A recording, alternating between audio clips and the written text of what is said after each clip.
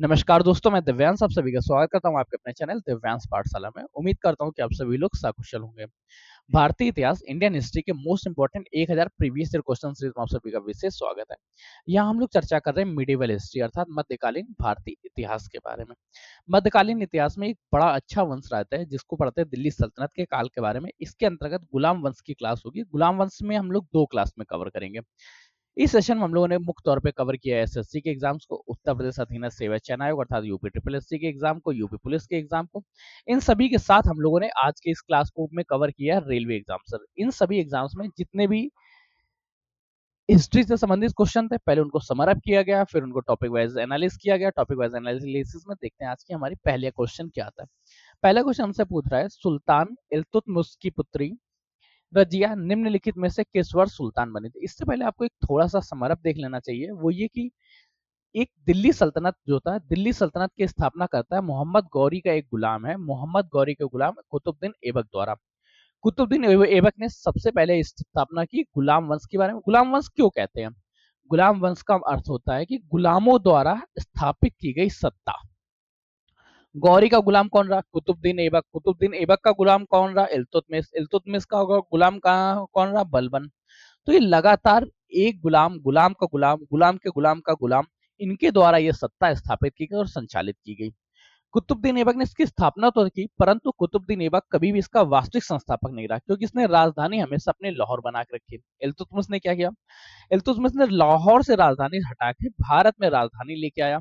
इसके बाद जो बलबन था, लौह एवं रक्त की नीति, तथा बीच में जो मिड एज में आते हैं, आराम शाह हो गया, फिरोज शाह हो गया, बहराम शाह, महसूद शाह, महमूद और शमसुद्दीन क्यूमर्स। शमसुद्दीन क्यूमर्स सबसे छोटी या अल्प आयु का शासक रहा इस वंश का।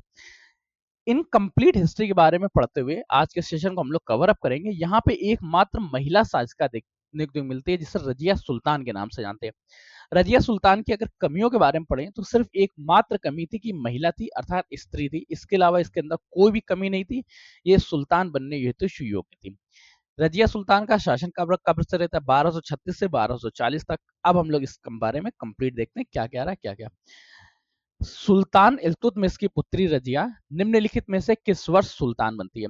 रजिया का शासन पीरियड रहता है 1236 से लेकर 40 तक। अच्छा, मैं आपको 2 सेकंड का टाइम दूंगा।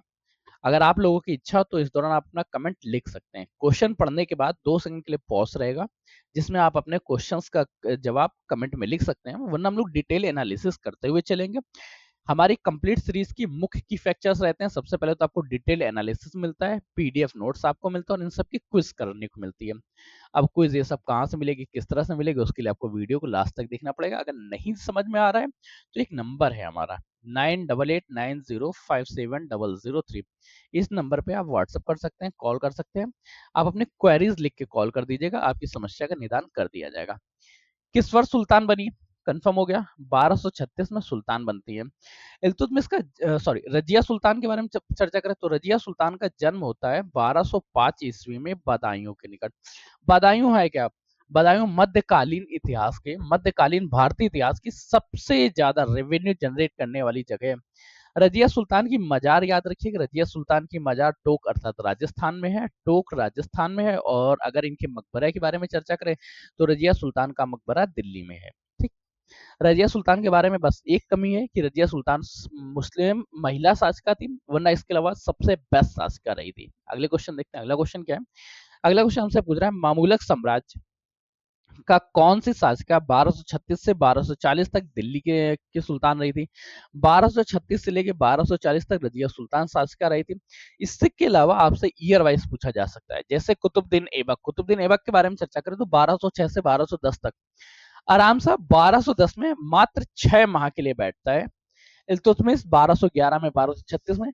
कुतुबुद्दीन ऐबक का पुत्र था आराम शाह, परंतु पुत्र वास्तविक सत्ता का संस्थापक नहीं रह सका। वास्तविक सत्ता का संस्थापक बनता है इल्तुतमिश। कुतुबुद्दीन ऐबक के बारे में याद रखिएगा, गुलाम वंश का संस्थापक, दिल्ली सल्तनत का संस्थापक। इल्तुतमिश गुलाम वंश का वास्तविक संस्थापक, रुकनुद्दीन फिरोज शाह, रजिया सुल्तान, बहराम शाह, महसूद शाह, महमूद और बलबन। बलबन के बारे में एक चीज याद रखिएगा, इसने लौह एवं रक्त की नीति अपनाई थी। लौह व रक्त की नीति, या तो आप हमारी सत्ता कबूल कर लीजिए या अपनी गर्दन कटवा दीजिए। बड़ा क्रूर शासक रहा था। इसके काल में 3 तरह की मुख्य चीजें रहती है, एक सिजदा, पैबोस तथा नैरोज। क्या है, आगे क्लासेस में चर्चा करेंगे। नेक्स्ट क्वेश्चन देखते हैं हम लोगों ने, रजिया सुल्तान। रजिया सुल्तान के बारे में क्या है, रजिया सुल्तान के बारे में आपने कंप्लीट देख ली, जन्म कब होता है, दिल्ली की शासिका कब बनती है। दिल्ली की शासिका बनने के लिए इसको एक कार्य करना पड़ता है कि ये नमाज के समय जाके लोगों से विनती करती है, लोगों के सामने आके उपस्थित हो जाती है। अर्थात आपसे क्वेश्चन में ये भी पूछा जा सकता है कभी कभी, जनता द्वारा चुनी गई पहली मुस्लिम शासिका कौन थी, रजिया सुल्तान, क्योंकि ये नमाज के समय लोगों के समझ पहुंच गई थी और अपना सारा घटना बताई, उसके बाद जाके इसको शासिका के रूप में नियुक्त किया गया। परंतु मुस्लिम सत्ता इस बात को हजम नहीं कर पा रही थी कि एक महिला भी हमारी शासिका हो सकती है। इसके बाद इसके प्रेम संबंध से संबंधित कई अफवाह उड़ाए गए, अख्तूनिया से विवाह होता है, क्या होता है, वो सारी घटनाएं हम लोग डिटेल क्लासेस में लेंगे, अभी शॉर्ट सीरीज के तौर पे कवर कर रहे हैं। अगला क्वेश्चन है, दास वंश की स्थापना किसने की थी। देखिए दास वंश के साथ याद रखिए, दास वंश का अन्य नाम अगर चर्चा करें तो इसको हम लोग मामूलक वंश भी कहते हैं। मामूलक का अर्थ क्या होता है, तुर्की गुलाम। मामूलक का अर्थ क्या होता है, मामूलक का अर्थ होता है तुर्की गुलाम। तुर्की गुलामों से मतलब क्या है, तुर्की गुलाम से मतलब यह है कि वे गुलाम जो सैन्य क्षमता में तो निपुण थे, इन्हें तो मामूलक वंश कहा गया। और मामूलक वंश की स्थापना किसने की थी, मामूलक वंश की स्थापना कुतुबुद्दीन ऐबक ने की थी। कुतुबुद्दीन ऐबक था किसका, कुतुबुद्दीन ऐबक महमूद गौरी का, मोहम्मद गौरी का गुलाम था। मोहम्मद गौरी ने भारत में आया, भारत में लोगों को लूटा एवं जगह की स्थापना की। स्थापना करके उसने अपने विश्वास पात्र व्यक्ति कुतुबुद्दीन ऐबक को भारत का किंग घोषित करके स्वयं लाहौर लौट गया। कुतुबुद्दीन ऐबक भी लाहौर से ही भारत का पूरा संचालन करता था। और कुतुबुद्दीन ऐबक की जो मृत्यु होती है, ये चौगान खेलते समय इनकी मृत्यु हो जाती है। मृत्यु कब होती है, चौगान खेलते समय। गुलाम वंश या दास वंश, मामूलक वंश, इसका कार्यक्रम कब रहता है, 1206 से 1290 तक ईस्वी तक, कुल 84 वर्षों तक इसमें शासन किया था। ठीक, कुतुबुद्दीन ऐबक के बारे में चर्चा करें तो कुतुबुद्दीन ऐबक की अन्य उपाधियों के बारे में, जैसे इन्हें मलिक के नाम से जानता था, लाख बख्श के नाम से जाना जाता था। इनके अन्य नामों में पील बख्श शामिल है। पील बख्श के साथ इनका नाम है सिपह सलार। सिपह सलार के साथ साथ इन्हें कुरान खां के नाम से भी जानते हैं। कुरान खां का मतलब क्या हुआ, इन्होंने बचपन में ही कुरान को बड़ी मधुर आवाज में कंठस्थ करके रखा था। गौरी के बाद अब हम लोग चर्चा करते हैं अगले क्वेश्चन के बारे में। अगला क्वेश्चन क्या है, गुलाम वंश का संस्थापक कौन था। कंफर्म हुआ, गुलाम वंश का संस्थापक कुतुबुद्दीन ऐबक था। जो मोहम्मद गौरी था, मोहम्मद गौरी ने कुतुबुद्दीन ऐबक को आमिर ए आखूर की उपाधि शामिल किया था। ठीक है, तब उस समय होता क्या था, उस समय होता यह था कि सबसे ज्यादा, अगर आज के बारे में चर्चा करें तो आज न्यूक्लियर पावर सबसे ज्यादा ताकतवर है। तो जिस भी देश के पास न्यूक्लियर पावर होगी वो सत्ता में स्थापित रहेगी। ऐसे उस समय के समय सबसे फास्ट था दौड़ करना। दौड़ में भी सबसे तेज कौन थे, घुड़सवार, अर्थात घोड़े बहुत थे। तो जो घोड़ों का हेड होता था वो सबसे अच्छा पद माना जाता था। आमिर आखुर क्या है, आमिर आखुर शाही घुड़सवार का प्रतिनिधित्व करता था। शाही घुड़सवार का लीडर होता था या शाही घुड़सवार का प्रतिनिधित्व करता था। कुतुबुद्दीन ऐबक क्या है, कुतुबुद्दीन ऐबक गुलाम वंश का संस्थापक है। और ये मोहम्मद गौरी के यहाँ कुतुबुद्दीन ऐबक जो था वो अमीर आखूर के पद पे नियुक्त था, अर्थात शाही घुड़सवार का हेड था। शाही घुड़सवार का देखभाल करना इसका कार्य था। कुतुबुद्दीन ऐबक ने अपने जीवन काल में एक कुव्वत उल इस्लाम मस्जिद तथा 2.5 दिन के झोपड़े का निर्माण कराया। 2.5 दिन का झोपड़ा बहुत ज्यादा फेमस हो जाता है, कुव्वत उल इस्लाम मस्जिद उससे ज्यादा फेमस हो जाती है। मृत्यु कब होती है, इनकी मृत्यु हो जाती है, चौगान खेल लेते। चौगान होता है क्या, घोड़े पे बैठ के खेला जाता है, जैसे हम लोग पोगोलो खेलते हैं, पोली बोलते हैं ना शायद, घोड़सवारी में उसी तरह हॉकी खेलते थे, उसी तरह ये घोड़े पे खेली जाने वाली हॉकी है। चौगान खेलते समय घोड़े से गिरने के फलस्वरूप इनकी मृत्यु हो जाती है। अगला क्वेश्चन है, निम्नलिखित में से किसके द्वारा दिल्ली सल्तनत में एकता प्रणाली संस्थागत रूप से लागू हुई। एकता प्रणाली है क्या, एकता प्रणाली में एक एकतादार नियुक्त किया जाता था। एकता का मतलब क्या, एकता का मतलब है भूमि या जमीन का एक टुकड़ा, भूमि का एक टुकड़ा। जो भी व्यक्ति गवर्नमेंट जॉब या सरकार के यहाँ कार्य करता था या दिल्ली सल्तनत में किसी तरह का कार्य करता था तो उसे कार्य में धन के बदले एक इक्ता दे दिया जाता था। उस इक्ता से कर का संग्रहण करना एवं उस पे फसल का उपज करना, ये सभी कार्य उस इक्तादार के पास होते थे। इसके ब्याह में वो करता क्या था, दिल्ली सल्तनत का प्रशासन व्यवस्था संभालता था एवं दिल्ली सल्तनत के अधीन कार्य करता था। इल्तुतमिश ने एकता प्रणाली प्रारंभ की थी और इल्तुतमिश के समय में जो एकता प्रणाली थी ये वंशानुगत नहीं थी कि पिता से पुत्र को स्थापित हो जाए, पुत्र से उसके पुत्र को स्थापित हो जाए। ये एकता प्रणाली जो थी ये केवल और केवल जो व्यक्ति कार्य करता रहता था उसके से लेकर दूसरा जब कार्य करने वाला व्यक्ति आता था तो उसके मध्य स्थानांतरित होती रहती थी। इल्तुतमिश था क्या? इल्तुतमिश जब तक सुल्तान नहीं बनता है तो सुल्तान बनने से पहले ये बदायूं का इक्तादार था। बदायूं का इक्तादार था मतलब समझ में आया? अभी हम लोगों ने क्या पढ़ा था? बदायूं है क्या? बदायूं मध्यकालीन भारतीय इतिहास में सबसे ज्यादा रेवेन्यू जनरेट करने, सबसे ज्यादा भू राजस्व देने वाली स्थान है। तो सबसे ज्यादा भू राजस्व देने वाले स्थान का इक्तादार कौन था? इल्तुतमिश। इल्तुतमिश ने आराम शाह की हत्या की। आराम शाह था कौन? कुतुबुद्दीन ऐबक। अभी हम लोगों ने पीछे एक चार्ट देखा, जिस चार्ट में हम लोगों ने देखा इल्तुतमिश, कुतुबुद्दीन ऐबक के बाद आराम शाह के बाद इल्तुतमिश। कुतुबुद्दीन ऐबक का पुत्र आराम शाह की हत्या किसने की? उसके गुलाम इल्तुतमिश ने। ये चीज ध्यान रखना कि बहुत बुरी लाइन है, बहुत अच्छी लाइन है, पर इतिहास में एक चीज गौर करने लायक है कि सत्ता हमेशा उसके हाथ में रहती है, सत्ता हमेशा उसके अधीन रहती है जिसने हथियार पे या जिसने तलवार पे अपना अधिकार स्थापित कर लिया। इल्तुतमिश तलवार पे हाथ अधिकार स्थापित करता है, इसलिए इल्तुतमिश की सत्ता हो जाती है। एकता प्रारंभ हो गया, एकता प्रारंभ हो गया। और इल्तुतमिश के बारे में एक पॉइंट और याद रखिएगा, सबसे पहला व्यक्ति जिसे खलीफा ने सर्टिफिकेट दिया था सुल्तान होने की, सुल्तान होने का प्रमाण पत्र प्राप्त करने वाला पहला व्यक्ति कौन है? इल्तुतमिश। अगला क्वेश्चन देखते हैं। अगला क्वेश्चन हमसे पूछ रहा है, सल्तनत काल के दौरान भूमि प्रणाली और प्रशासनिक प्रणाली का एक अद्भुत प्रकार है विकसित हुआ जिसे क्या कहते हैं? इक्तादारी। इक्तादारी है क्या? सल्तनत काल की है। इसमें किया क्या जाता था? व्यक्ति को धन के बदले, व्यक्ति को मासिक वेतन के बदले एक इकदार अलॉट हो जाता था और वो इक्तादार कहलाता था। कार्य क्या होता था? वहां पे कर का संग्रहण करना एवं धन संचय करना एवं फसल का उपज करना। अगला क्वेश्चन देखते हैं। अगला क्वेश्चन है, अमीर ए ख्याल एक अरबी उपाधि है जिसका अनुवाद सामान्यतः commander of the faithful, leader of the faithful के रूप में किया जाता है। निम्नलिखित में से किसे यह उपाधि प्रदान की गई थी? याद रखिए कि अमीर ए ख्याल, कमांडर ऑफ द फेथफुल और लीडर ऑफ द फेथफुल, ये उपाधि रजिया सुल्तान ने दी थी अपने सबसे ज्यादा विश्वास पात्र व्यक्ति को, और जो कि रजिया सुल्तान से पहले उनके पिताजी के अधीन गुलाम का कार्य करता था। ये चीज ध्यान रखिएगा, भारतीय इतिहास को पढ़िए या भारत को अभी से आप देखिए, तो किसी भी फीमेल को अगर बदनाम करने की इच्छा है, आपकी मंशा है, तो उसके प्रेम संबंधों के बारे में या नाजायज संबंधों के बारे में लगातार बात करना प्रारंभ कर दीजिए। सेम यहाँ पर भी होता है। रजिया सुल्तान के कार्यक्रम में, रजिया सुल्तान के काल पे एक सबसे ज्यादा विश्वास पात्र व्यक्ति था जो सबसे ज्यादा निपुण था सभी कार्यों में, उसको अमीर ए ख्याल, कमांडर ऑफ द फेथफुल या लीडर ऑफ द फेथफुल की उपाधि दी जाती है। लोग लगातार उसी के साथ बात करने, उसको याकूत नाम से जानते हैं।